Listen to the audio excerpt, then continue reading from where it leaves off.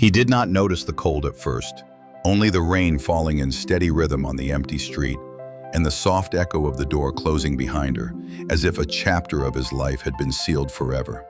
For a moment, he simply stood there, with keys in one hand and a trembling breath in his chest, wondering how an entire world could fall apart with such quiet finality. There was no fight, no loud ending, only the honest sentence she left him with, stating that her feelings had changed, and she walked away with the same calmness she once used to promise forever.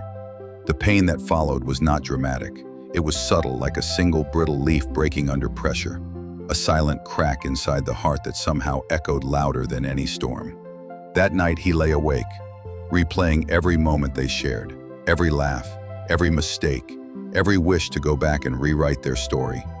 But the truth stood unmovable before him, because no amount of thinking could undo reality. What hurt him was not her departure, but the mind clinging to what it could not control.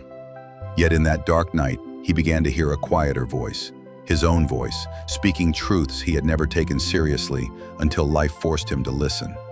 The first truth was that he could not control other people, only his own mind. And the moment he accepted this, the weight of trying to fix someone else's heart began to lift.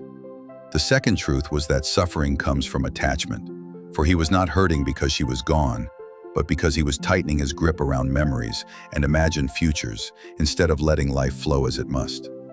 The third truth was that everything is temporary, even sorrow. And slowly he noticed the mornings felt a little warmer, and the silence felt less sharp, as the ache in his chest shifted from a wound into a memory that no longer dominated his days. The fourth truth reminded him to focus on what he could build, such as his strength, his discipline, and his character. For these were the foundations of a life that would not collapse when one person walked out. As he rebuilt his routine piece by piece, he began to see a version of himself that was no longer defined by loss, but by growth. And then came the fifth truth, the one he had always underestimated, the truth that time heals even when we do not believe it will. Time softened the sting of memory. Time showed him the difference between love and attachment.